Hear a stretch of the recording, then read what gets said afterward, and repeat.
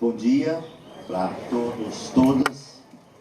Estou muito feliz de estar aqui, né, por muitos motivos. Primeiro, pelo autor que nós estamos homenageando. Né? Eu vou falar daqui a pouco, e a Daniela vai fazer um milagre aqui para tentar controlar meu tempo, eu também. Eu já nem tiro mais o relógio, porque eu fico olhando o relógio, mas eu não lembro a hora que eu comecei, então não adianta. E porque é uma iniciativa tão bacana, né?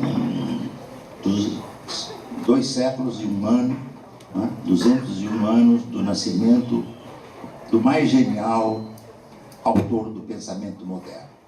Seria talvez difícil dizer que é o mais genial autor de todos os tempos, isso pode parecer uma coisa um pouco dogmática, mas o autor mais espetacular da chamada modernidade. Né?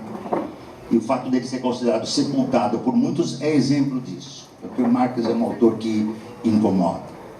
Então, está aqui nesse dia, neste ato, né, onde eu me sinto também em casa. Quero agradecer a Boitempo, né, essa editora tão especial, e com essa coleção do Marx lindíssima, né, lindíssima, num período, num momento tão difícil, para além de tantos outros livros, coleções que a editora tem. Quero também agradecer aos meus colegas da Fundação, Lauro Campos e Marielle Franco. Que bonita homenagem a Marielle, né? Puxa vida, ficou bacana, porque Lauro Campos é um economista político importante, mas ele é de uma geração anterior a nós. E ficou bacana, né? Ficou um par bonito, né? E fazer essa atividade aqui, não é também para mim muito positivo.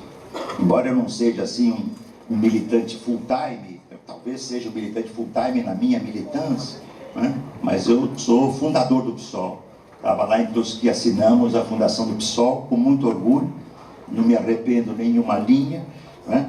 E sigo a minha contribuindo como posso, cada um com as nossas limitações, né? E também as outras entidades que estão participando, a Fundação Alemã, a Carta Capital, eu não sei se eu estou esquecendo alguém, quer dizer, todos que de algum modo, e especialmente vocês que estão presentes aqui, né? É difícil falar, quando o Kim me ligou essa semana para a gente fechar direito o tema, ele tinha me proposto, cadê o Kim? O Kim está aí? Ele tinha proposto alguma coisa assim, uma introdução a Marx e ao marxismo. Eu falei, mas isso está muito... Né? Quem foi o Karl Marx, entende? Por que tantos autores antípodas, né, reivindicam a herança do Marx? Né? Certamente porque ele é grandioso e porque ele permitiu um conjunto imenso de interpretações, algumas, na minha opinião, né, efetivo, uma profunda negação da obra do Marx, mas isso é típico dos grandes autores. Né? Se eu pudesse dizer uma nota, que eu também não tinha pensado aqui, quer dizer, como é que eu cheguei a esse autor? Eu acho que a gente vai ficando mais novo, né? Quando a gente começa a chegar perto da idade da razão, para lembrar o Sartre, né? A gente começa a falar coisas que não falava antes. Eu acho que esse depoimento é importante porque há jovens aqui, né? O próprio Kim me dizia, olha, esse encontro a gente espera muitas pessoas jovens, não pensa numa aula muito acadêmica, muito complicada e tal, embora tenta fazer um pouco modulando, né, a qualidade de um autor e que todos compreendam. Mas eu fui conhecer esse autor quando eu entrei em 1973 na Fundação Getúlio Vargas para ser administrador de empresas. Eu queria ser, para falar bem francamente, com os meus 18 anos, um gestor do capital. E eu entrei no curso de administração pública porque ele era gratuito, porque eu não tinha condições de pagar o curso de administração de empresas, nem meu pai, minha mãe não tinham condições de pagar, então eu entrei no curso de administração pública. E a minha cabeça virou quando um autor homônimo, né, de uma obra homônima, O Capital, né, caiu nas nossas mãos. Porque aí nós começamos, eu lembro que fiz isso com um amigo, praticamente todo o curso de graduação, nós ficamos estudando o volume 1 do Capital inteiro, ao longo de 3, 4 anos, lendo página por página, e evidentemente, quando eu terminei meu curso de graduação em 75, eu estava a alguns milhares de quilômetros, se não milhões de quilômetros, de ser um gestor do capital, né? Eu já era professor de história, né? Mas isso para mostrar que muitas vezes a nossa vida tem uma coisa contingente. Eu não sei se eu tivesse entrado em outra faculdade, ou eu não tivesse começado a dar aula, eu tinha que trabalhar, eu fui todo ser professor de história, que eu gostava de estudar história, já tinha lido autores como Caio Prado e outros, mas Marx eu nunca tinha lido. Né? E foi aí que, e foi com uma obra, e não foi por comentador, eu não aprendi Marx, aprender Marx com Fernando Henrique, via Fernando Henrique Cardoso é gelada, entende? Não dá, né? Não dá. Então foi assim que eu me deparei com um autor desta dimensão, e não pude abandoná-lo mais, tá certo? Por que o Marx é um autor, digamos assim, tão polêmico, tão expressivo, sepultado milhares de vezes e que ressuscita, né? É muito difícil, em 40, 50 minutos, uma hora, falar de um ponto da vida do Marx. E mais complicado ainda é tentar falar, né, do conjunto da obra do Marx, né? Vida e obra. Eu vou tentar fazer isso, mas num nível que é de introdução, né? Para aqueles que participam do debate, aprofundar aqui e ali mais uma questão, né? E retomar outra que não ficou clara, né? Marx nasceu em 1818, 5 de maio, na Alemanha, na região da Renânia, em Trier, e na região que era marcada por uma nascente burguesia industrial alemã. Isto foi importante, em alguma medida, porque Marx, digamos assim, conviveu com um mundo capitalista localizado, nascente, né, e distanciado do domínio prussiano que, digamos assim, caracterizava aquele que tornou-se, não é, décadas depois, a Alemanha, não é? Na época era a Confederação Germânica, não é? E é muito importante também entender que o Marx é um autor de seu tempo, não é? 1818, expansão napoleônica na França, expansão da Revolução Industrial Inglesa para o mundo, expansão da Revolução Política Francesa, não é? E o atraso alemão. Né? A Alemanha só vem a se constituir enquanto nação em 1871, né? Enquanto a França e a Inglaterra já tinham vivenciado uma revolução burguesa. Isso faz muita diferença. Por quê? Porque o Marx é um autor simultaneamente, isso é muito importante, Marx é um autor simultaneamente alemão e universal. Poucos autores, né, no seu tempo tiveram... Eu já estou dando nó em tudo que eu rascunhei aqui que eu ia falar, entende? Por exemplo, se fôssemos lembrar o Hegel, que é um autor tão importante para o Marx, né? Marx não seria o Marx sem o Hegel, eu vou voltar a isso. Um dialeta de primeira qualidade, um filósofo. Só que o Hegel tinha ódio quando lia as notícias da Revolução Negra no Haiti, a mais espetacular das revoluções pré-burguesas, digamos assim, pré-expansão burguesa, né? Que foi uma revolução negra, comunal, de profunda radicalidade social. E o Hegel se perguntava como é que os negros podiam ousar, entende? Ousar pensar em tomar um poder que, em si por si, para usar categorias hegelianas, em si por si, deveriam ser ideias dos brancos. Né? E o Marx, veja, o Marx é pouco posterior a Hegel, foi um hegeliano e soube superar. Nos anos 30, então esse contexto histórico é muito importante. Às vezes está dando uma... Isso atrapalha? Não. Não, porque eu não sei ficar com a mão parada, entende? Não, tá, acho que está dando, se quiser, se achar que outro funciona melhor. Eu não consigo ficar com a mão parada, se eu ficar eu vou derrubar aqui o que está do lado. Né? Então esse é o contexto histórico. Nos anos 30, o Marx era filho, né, de uma família, e o pai era advogado, judeu, a mãe era, digamos assim, mais própria de uma família tradicional alemã, né? Mas uma família relativamente culta, né? E desde os anos 30 ele volta-se para a universidade, vai estudar direito, percebe muito rapidamente, né, que direito não era a praia do Marx, né, e migra para a filosofia, onde ele passa, aí sim, a viver esta primeira fase da sua vida. Isso é importante, não é? Porque como é que se caracteriza o Marx? Marx, filósofo, é verdade, mas é limitado. Marx, economista político, é verdade, mas também é, digamos, relativamente limitado, né? Marx, sociólogo, não dá, não pode, não dá liga.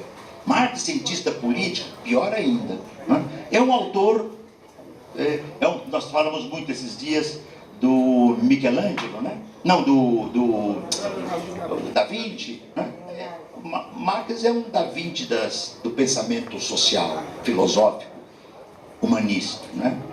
E nos anos 30, ele vai migrar para a filosofia. Mas é muito interessante que o Marx já tem, nesse momento, né? Ele já tem uma postura de vida que vai, de algum modo, marcar o seu pensamento. Eu acho que vale a pena ler essa pequena notinha, porque isto marca um pouco o pensamento desse autor, né? Deixa eu ver se eu acho aqui. Põe tudo anotadinho, depois não acho nada. É uma declaração que o Marx faz. Exatamente, está aqui. Considerações de um jovem por ocasião da escola de uma profissão. 1835. O Marx é 18, ele tinha 17 anos. 17 anos. Ele está com o dilema de... A família queria que ele fosse estudar direito. Ele diz o seguinte, é pequenininho. Nossas relações com a sociedade começam, em certa medida, antes que as possamos determinar. A ideia mestra que deve nos guiar na escolha de uma profissão deve ser o bem da humanidade e o nosso próprio desenvolvimento.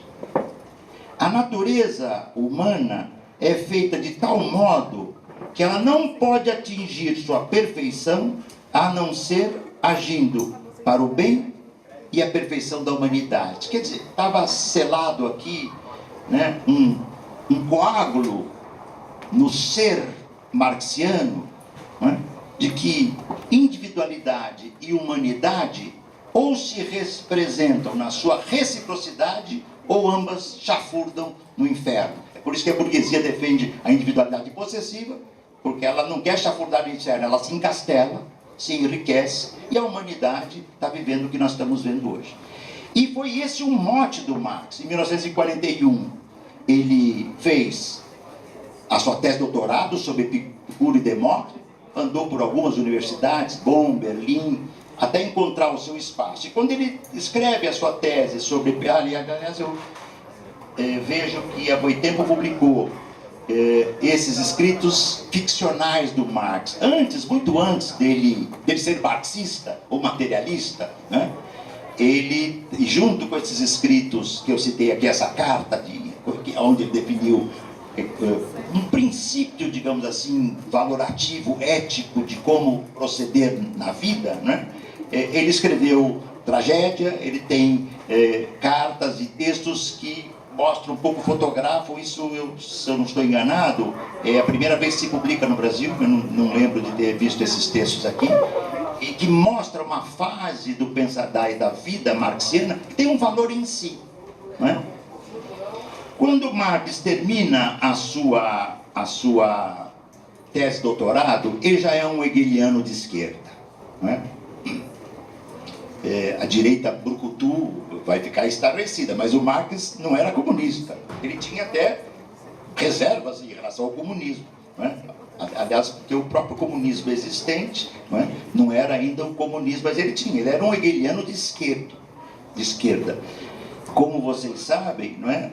Esse veio foi fundamental, porque foi fazendo a primeira crítica de Marx, que foi a crítica a Hegel, na sequência de ter feito a crítica à filosofia grega. Veja a erudição desse autor. E o Marx tinha um traço de personalidade dele. Cada autor de outro país que ele ia estudar, ele estudava também a língua do outro país, o que fez com que, por exemplo, especialmente nos últimos anos de vida, né, ele aprofundasse bastante os estudos sobre o russo para poder debater e dialogar com os populistas russos, Vera Zasulich e tantos outros, né? E a crítica da filosofia foi a primeira crítica do Marx, a qual se seguiram a crítica da política e do socialismo utópico e a crítica da economia política. Eu vou dar flashes desses três movimentos, porque eles são, no meu entender, os movimentos fundamentais que levaram à formação do pensamento marxiano, não é? A crítica da filosofia, como eu disse, começa com seus estudos sobre a filosofia grega, não é? Mas será em 1943, já participando de um jornal democrático, mas ligado à burguesia renana, a Gazeta Renana, que o Marx começa a, como editor, receber material, né, e ler não só, né, aquilo que interessava a sua pesquisa de filosofia, mas ler temas vitais, cruciais da vida cotidiana. Isso foi decisivo para o Marx.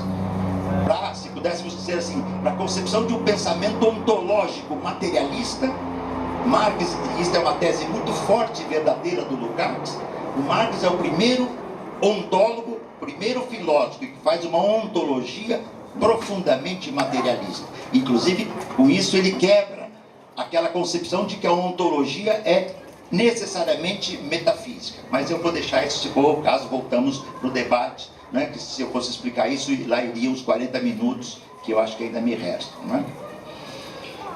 Nessa crítica ao hegelianismo, foi fundamental. Marx tinha recém-casado, ele foi para Krosno e foi estudar a filosofia do direito de Hegel. E escreveu um texto, já publicado também por essa coleção, A Crítica da Filosofia do Direito de Hegel.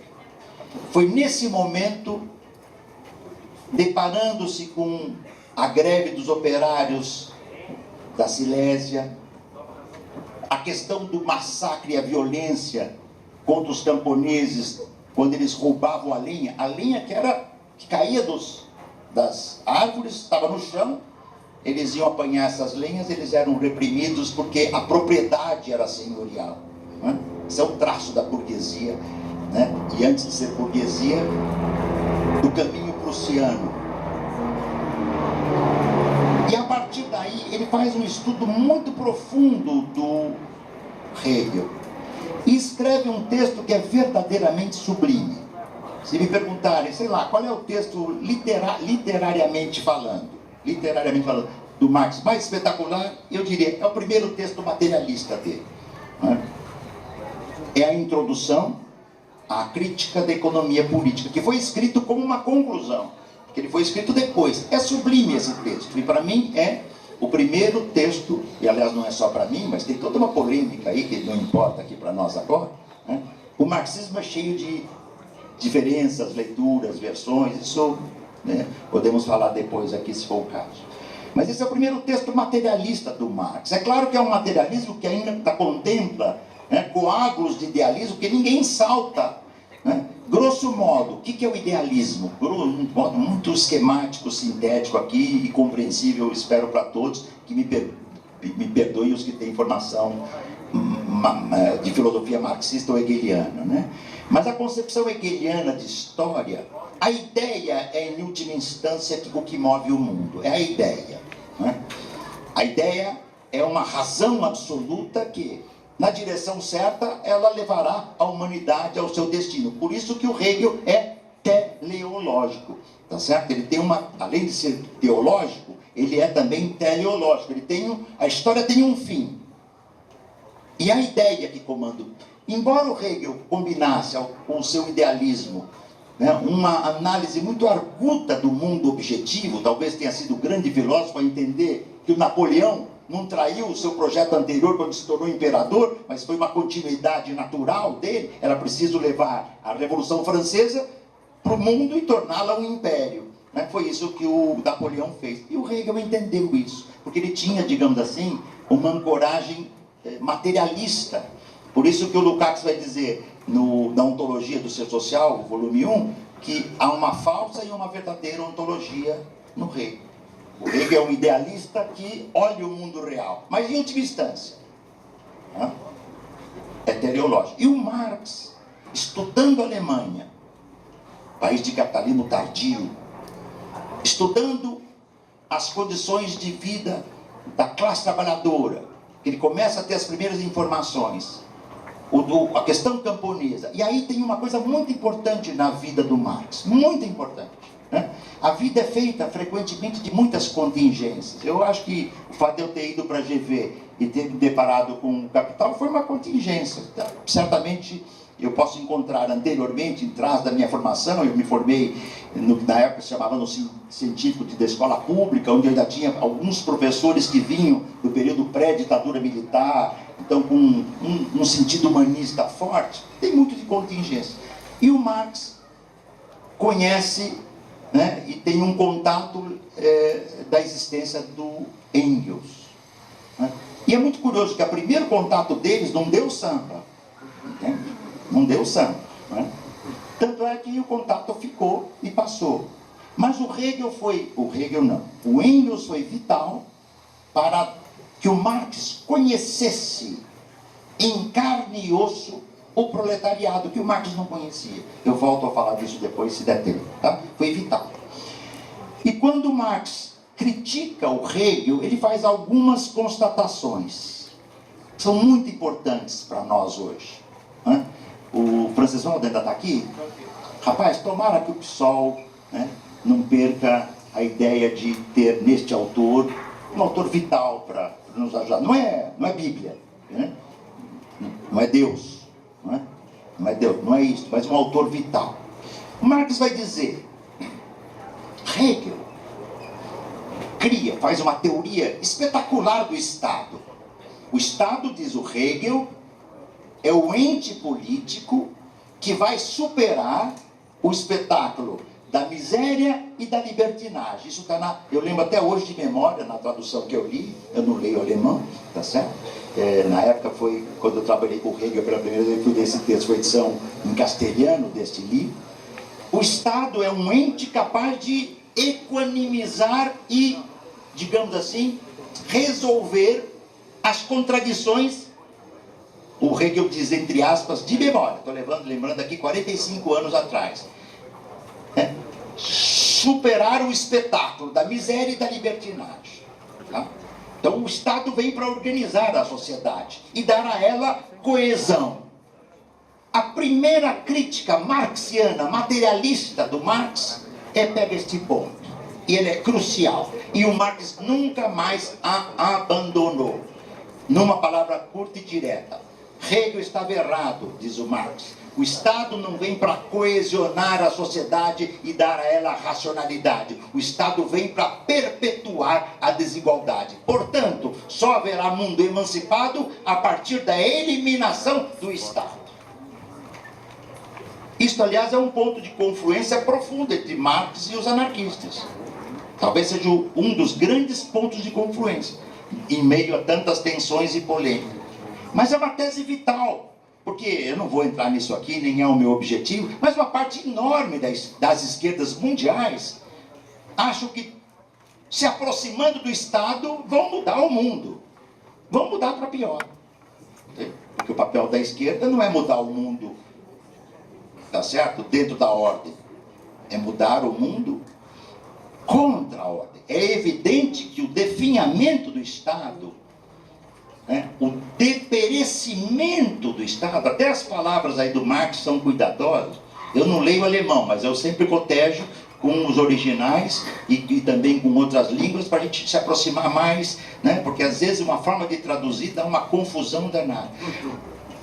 Uma sociedade emancipada plenamente, que nós estamos longe disso, nenhuma dos chamados revoluções socialistas chegou perto disso, por motivos complexos também. No ano que vem a gente pode tratar disso aqui, né? Nenhuma sociedade conseguiu, mas nenhuma sociedade será plenamente livre, emancipada e autodeterminada enquanto tiver um poder acima da gente e que diga o que a gente vai fazer. É simples assim. Isto é profundamente atual. Por mais que a maioria dos partidos de esquerda, dos setores de esquerda, e mesmo da intelectualidade, passe um pouco ao lado. Marx nunca abandonou esta crítica. Se vocês forem olhar a crítica do programa de Gotha, 1875, está lá. O escrito genial dele, eu já estou dando um nó aqui, senão não vou terminar. O escrito dele sobre a Comuna de Paris, 1871. A Comuna é o embrião de uma sociedade sem Estado, porque o poder comunal é antitético ao Estado.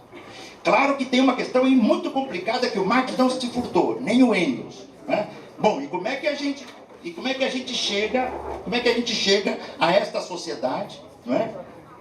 Sem Estado, comunal, comunista, emancipada, se é impossível tomar o Estado e eliminá-lo.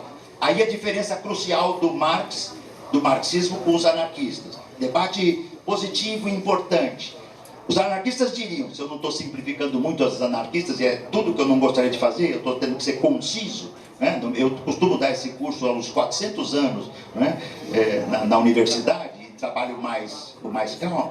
Os anarquistas imaginavam naquela tese da implosão do Estado, né? É como se você, metaforicamente falando, bota uma dinamite e o Estado implode. Marx vai dizer, não dá para implodir o Estado. Você tem que ter um contra-Estado para enfrentar as forças do Estado e poder depauperá-lo. Tá certo? E poder ir num processo lento de destruição e desaparição do Estado. Essa crítica é decisiva. A segunda crítica que o Marx faz ao Hegel, não é? Por certo, é de que Hegel era um autor idealista. Sendo um autor idealista, não é? Ele, digamos, em última instância, a sua análise é metafísica. É acima do mundo real porque é ideal. Tá? A segunda crítica que o Marx vai fazer é uma crítica ao Hegel. Né? E há vários estudos disto, né? Isso vai até a ideologia alemã. Né? Mas o fundamental é uma dialética da materialidade, da objetividade, né? E a ideia de que o Estado não é um ente eterno. A segunda crítica do Marx será, né, à política e ao socialismo utópico. Marx muito cedo vai para a França, tem que sair da Alemanha. Aliás, ele perambulou por tudo quanto era país, porque era sempre perseguido, né? Brutalmente, aliás, imperdível. Acho que todo mundo já assistiu aqui o Jovem Marx, né? Imperdível, muito bonito, sensível, razoavelmente denso historicamente falando, né? Que mostra as tensões de dois jovens espetaculares, né? E os seus momentos de dificuldade. Não omite alguns traços da personalidade, quer do Engels, quer do Marx, quer da Jane, etc. Tá? No seu período, digamos assim, de contato com o socialismo utópico, foi muito importante. Porque, como eu disse para vocês, como um jovem hegeliano, Marx não aderiu ao socialismo, e muito menos ao comunismo, sem conhecer. Né? E o debate, quando Marx se defronta com Proudhon, por exemplo, com os anarquistas, com Bakunin e com tantos outros, né? Ele já está num período de ebulição. E tem uma outra coisa muito importante no texto de 43, finalzinho de 43, que é a introdução. É quando Marx, pela primeira vez, diz que as armas da crítica, é aí que está esse texto, as armas da crítica, né, têm que se apoderar do proletariado. E a revolução do nosso tempo não é mais burguesa, mas é proletária. Né? É o operariado. Tá? Como é que é a metáfora que o Marx usa? O filósofo é a coruja, a ave de Minerva. Os filósofos. O proletariado, tá certo? Ou seja, a transformação do mundo é o canto do galo gaulês. Tá? É essa metáfora filosófica, né?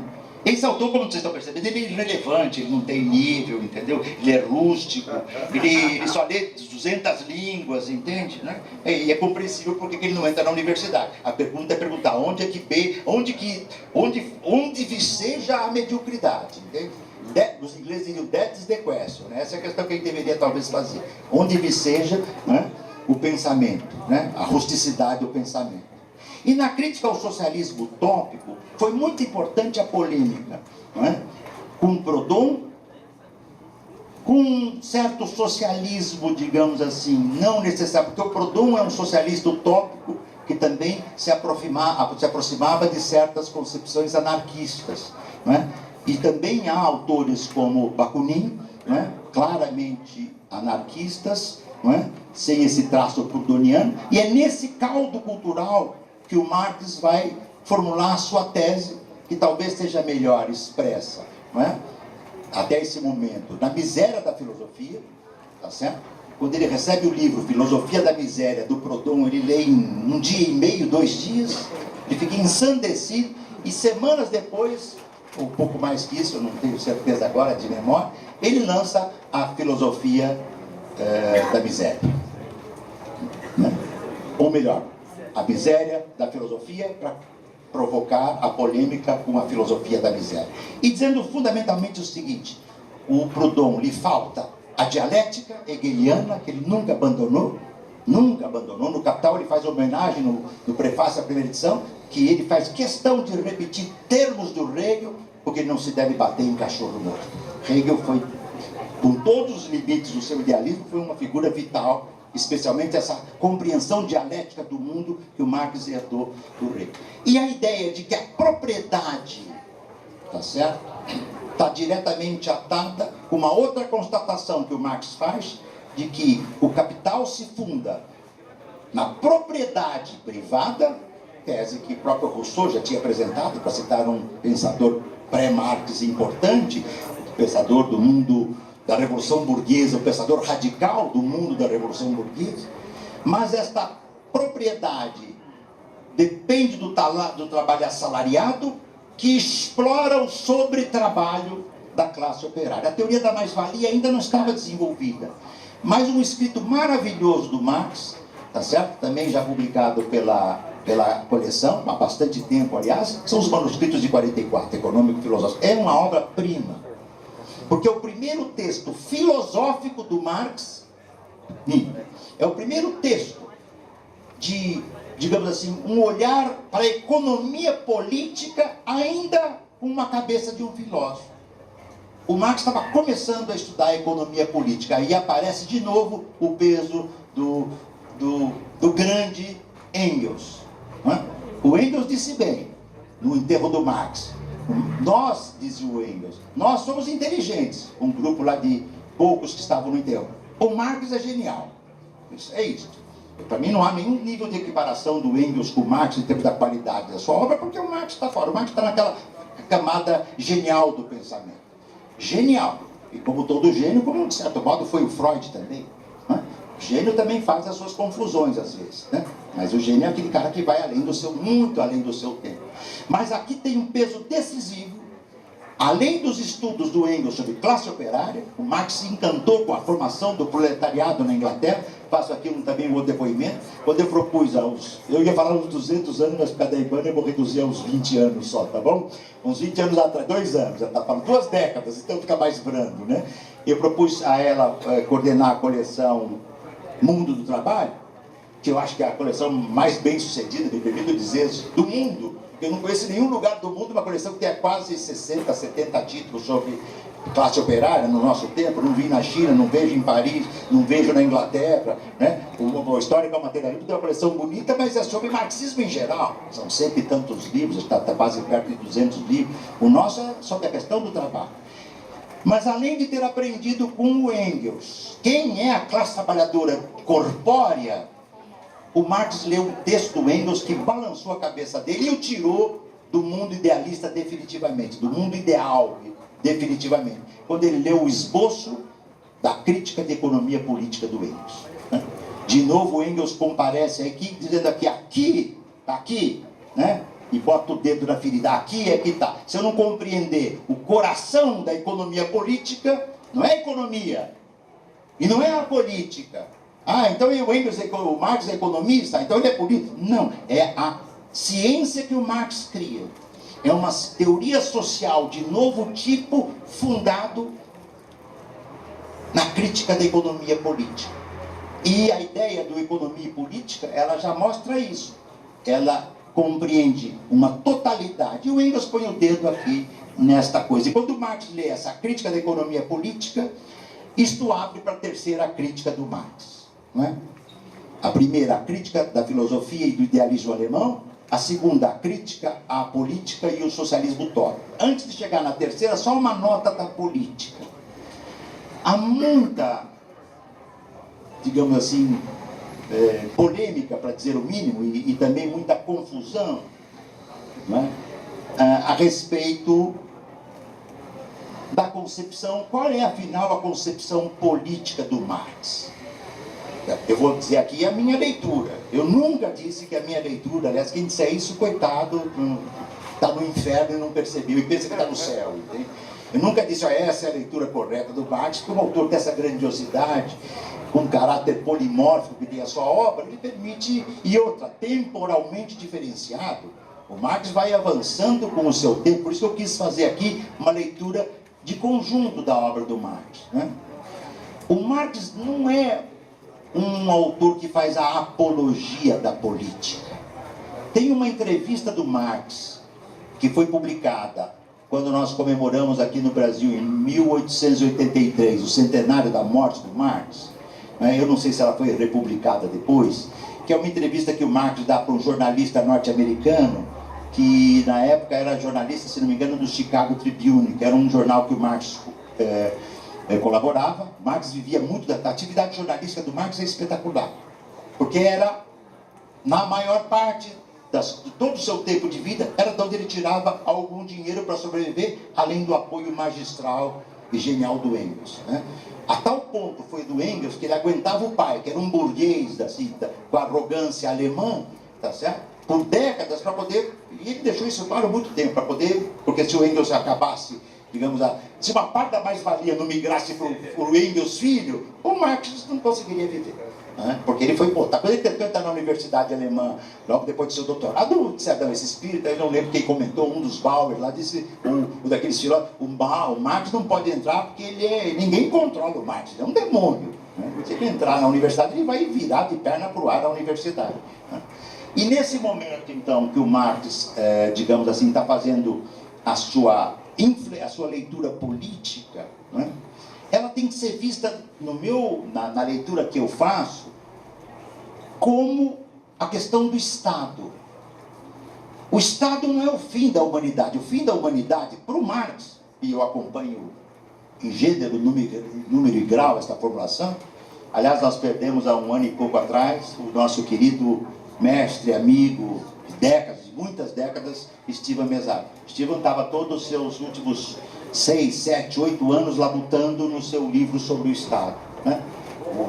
Quando o Stephen falava do Estado, ele ficava ensandecido, porque o Estado não é o fim da humanidade. Ele dizia, é uma tese do Marx, né? E ele estava percorrendo, eu acho que até o final do ano, né, Ivana, talvez, a gente possa ter pelo menos o que ele deixou em vida, né, desse texto, né? Assim como o Estado é finito, a política também é finita, porque a política é mediação. A política é um instrumento de mediação para uma sociedade emancipada, mais que política. Por isso que o Marx diferencia, olha como nós temos que estudar. Por isso eu não quis introduzir Marx. Quem foi Marx? O Marx não lutava pela emancipação política. Ele chegou a escrever isso algumas vezes na Associação Internacional dos Trabalhadores, porque aí não é ele, aí é o conjunto do movimento comunista, anarquista, socialista utópico, que aliás foi um empreendimento muito bonito esse, de juntar todas as esquerdas com uma predominância anticapitalista. Mas o objetivo marxiano, não é, era a emancipação social. Isso é uma diferença categorial importante. A emancipação política, diz o Marx, a burguesia faz. cidadania, constituição, democracia. A emancipação social, a burguesia está impossibilitada de fazer, e esta é uma tarefa que ou será feita ou não. E se for, terá que ser feita pela classe trabalhadora, porque é o único ente social que não tem o que... diz o Marx, o único ente social, a única classe social que não tem nada a preservar na sociedade burguesa é o proletariado. Lato sensu. Uso aqui proletariado como eu venho trabalhando há algumas décadas, né, em um proletariado num sentido muito amplo que o Marx usa esse termo, né? E, portanto, a política é meio, mas isso não a torna irrelevante. Há dois textos que o Marx trata disso. Um são as glosas marginais ao artigo El Rei da Prússia, que eu acho que já foi publicado, né, Ivana? E um outro que eu não sei se já foi publicado, fica aí a sugestão, penso que não, a indiferença a propósito da matéria política, quando ele está polemizando com os anarquistas que desprezam a política. O Marx não despreza a política. Mas dá para entender a diferença entre eu desprezar algo e eu fazer desse algo o objetivo da minha vida? É uma diferença enorme. É por isso que nessa entrevista que o Marx deu para um jornal norte-americano, que foi publicado pela primeira vez que eu tenho notícia na França, tá certo? Foi de lá que eu vi isso, foi na década de 70, final de 70, começo de 80. E essa entrevista, o jornalista pergunta para o Marx: então você defende a emancipação política? Não, você defende o poder político dos trabalhadores? O Marx pensa um pouco e diz assim: eu defendo a emancipação social dos trabalhadores. Tá? Essa é uma diferença importante. Porque o poder político é absolutamente inevitável, mas o meu fim não é ter um Estado operário. Se o meu fim for ter um Estado operário, o Marx vai dizer: nós vamos perpetuar alguma forma de opressão, porque o Estado é um órgão, em última instância, de opressão. Isso não pode permitir, só um parênteses. Então o que nós vamos defender hoje? O neoliberalismo? Porque se é contra o Estado, os neoliberais... Não, por favor. Nós estamos tratando aqui de um autor espetacular. Nós temos que respeitar. Como fazer aqui e agora? Nós vamos lutar hoje. Para o relógio um pouquinho, vai. Nós vamos lutar hoje para que a universidade pública se mantenha, mas o preço que ela tiver que pagar, ela vai se manter. E ela é pública. Em alguns casos, ela ainda é mais estatal do que pública. Tá certo? Aliás, o Marx trata disso também na crítica ao programa de Gotha, como é importante que as coisas do Estado não sejam estatais, mas sejam públicas. Tá? Então, uma coisa é a teoria, outra coisa é o que fazer aqui agora. Minha aula não permite um desdobramento do curso, né, do que vamos fazer aqui agora. Então, o Marx vê a política e mediação. Por isso que ele polemiza duramente com os anarquistas. Ele e o Engels. Né? Os anarquistas imaginam, diz o Marx, só o mito da greve geral. E como é que você entra na greve geral? Tem que ter partidos e sindicatos. Os sindicatos, grande parte do pensamento anarquista defende. O anarcossindicalismo, inclusive, é um anarquismo que valoriza o sindicato. Isso é um ponto que conflui. Mas a maior parte, quase totalidade, com raras exceções individuais, que não cabe, né? Os anarquismos desprezam e recusam os partidos. Né? E o Marx vai nos estudos, especialmente nos estudos da Associação Internacional dos Trabalhadores, no debate de 1864 em diante, na AIT, que foi uma construção, é preciso pensar a AIT do século XXI.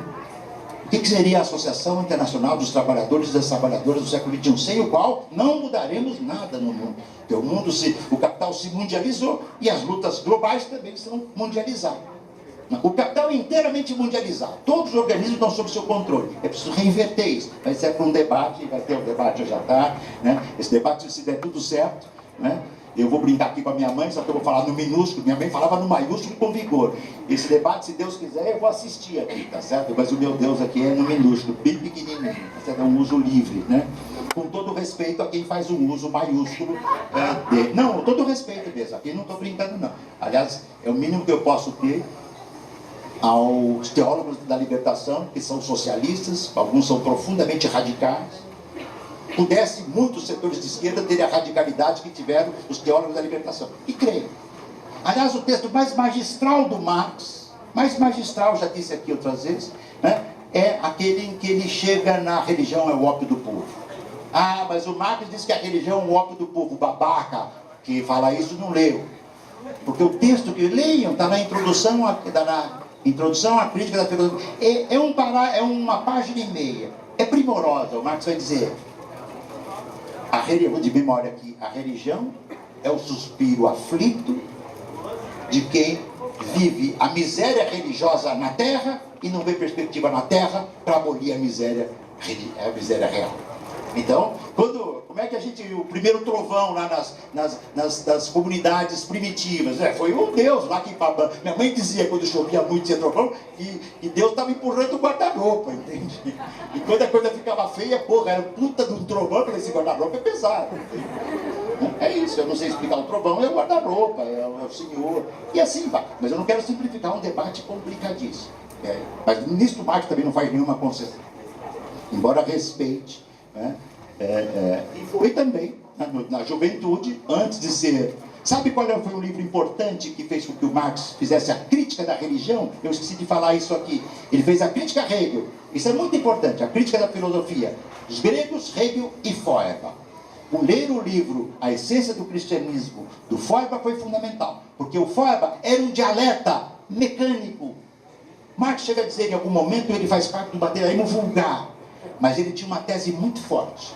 Quem cria o Senhor somos nós.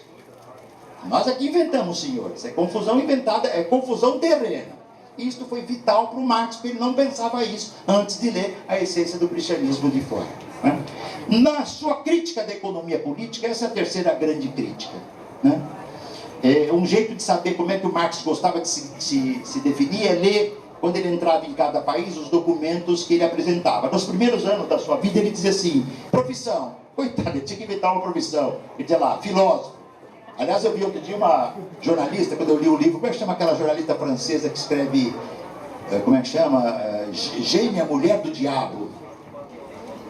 Vale tudo, né? No mundo atual vale tudo, né? É uma jornalista francesa conservadora. O livro é até interessante, mas a tese é horrorosa, né? A autora que é do diabo, já que nós estamos no mundo, né, neo, tá certo? Né? A autora talvez seja do diabo, né? Mas é isso que eu estava falando antes, que eu perdi o fio da meada. Isso. Sabe o que eu precisava, se não for muito difícil, um gole de água, né? Está do seu lado. Ah, legal, obrigado.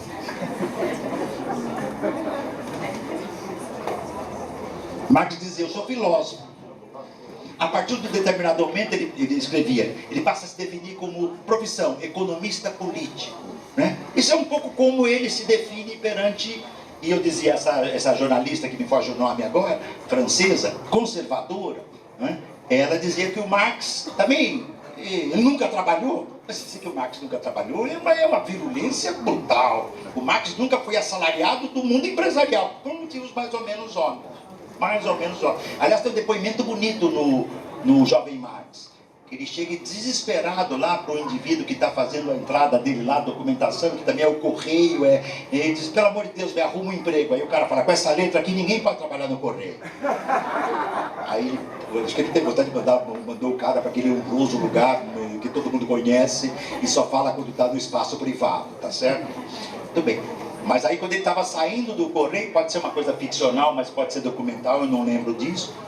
Ele volta pro cara e fala, olha, eu topo qualquer trabalho. Porque ele teve momentos da vida do Marx, isso também tem um livro lindíssimo que eu indico para vocês lerem também. É uma pena que a Boitempo não publicou. Se tivesse publicado, teria sido muito mais impactante a presença dele no Brasil, porque esta editora que está na minha frente sabe fazer livros importantes serem impactantes, tá? Amor e Capital, da jornalista de língua inglesa Mary Gabriel, né? Lindíssimo livro. Não é marxista, é uma biógrafa, não é um estudo teórico do Marx, mas ela conhece como ninguém as ruas que o Marx morava, o bairro que ele morava, com quem ele conversava. É lindíssimo, né? Entre tantas biografias que nós conhecemos várias, do Franz Mehring, que é clássica, há muitos livros importantes, tá? Não vou tratar disso aqui. Nos meus livros, dos meus cursos sobre Marx, nenhum autor é lido senão o Marx. No máximo, mas é muito justo, o Engels, porque é parceiro. De corpo e alma, diga-se de passagem neste caso, né?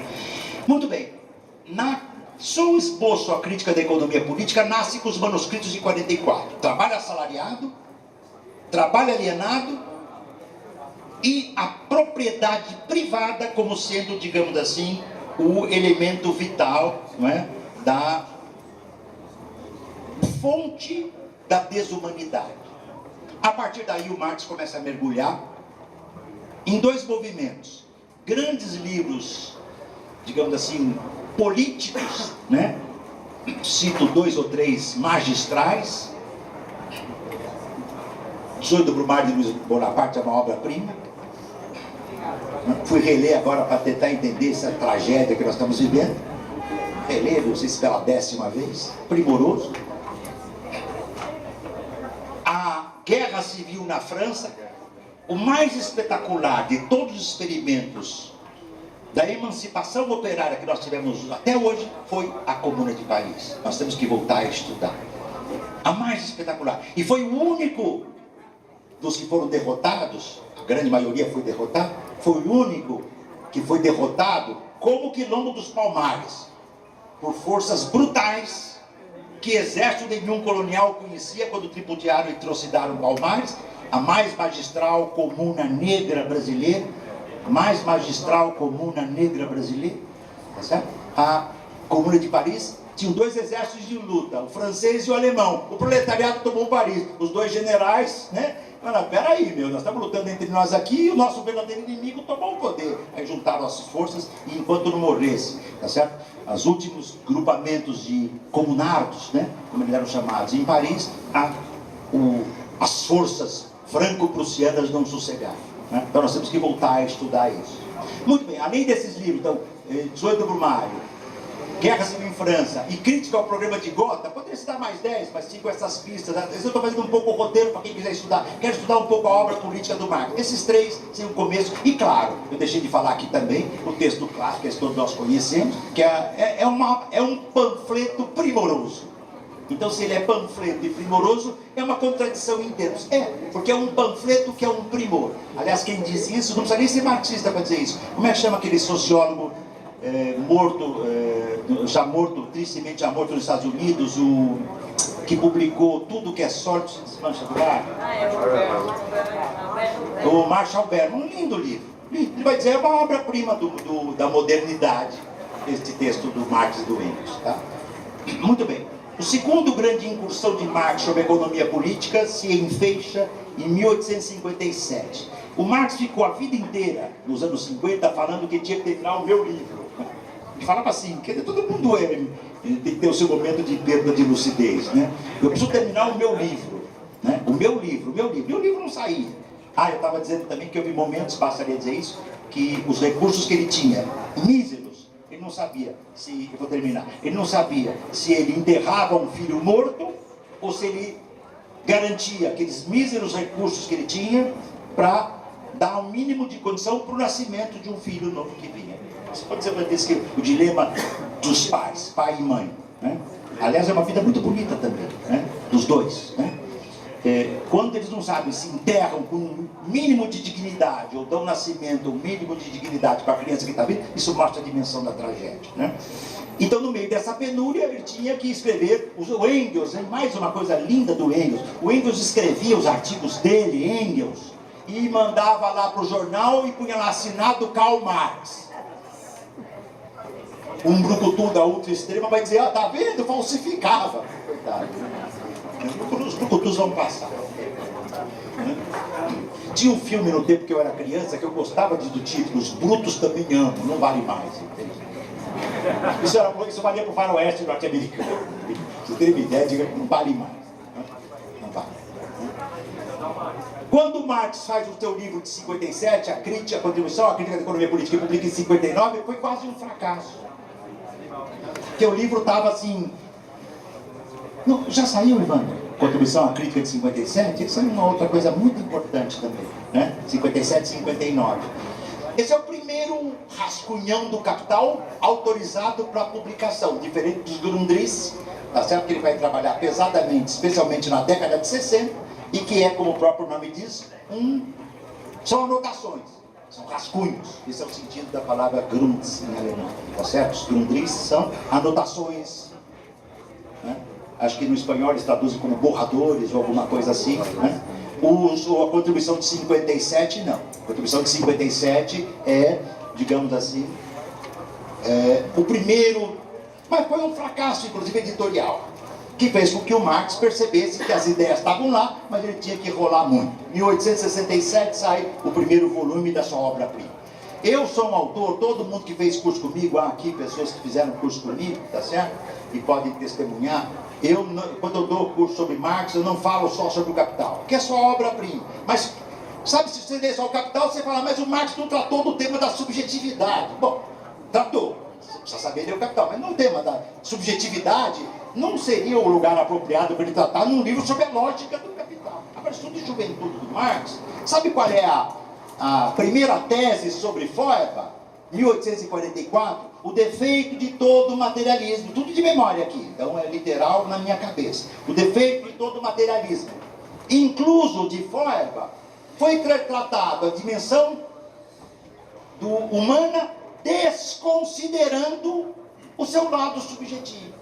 Aí vem um tronco e diz que o Marx nunca tratou do tema subjetivo. Ele está dizendo que o defeito de todo materialismo foi não ter tratado da dimensão subjetiva. Ele diz isso, 44, ele tem 21 anos. É 21? Não, 26 anos, 25 anos. Entende? Como é que eu posso dizer que o Marx não tem uma teoria da subjetividade?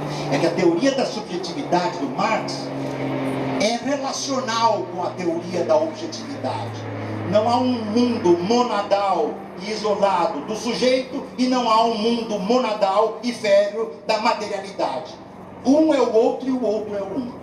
Assim como o indivíduo pleno tem que conviver com uma humanidade plena.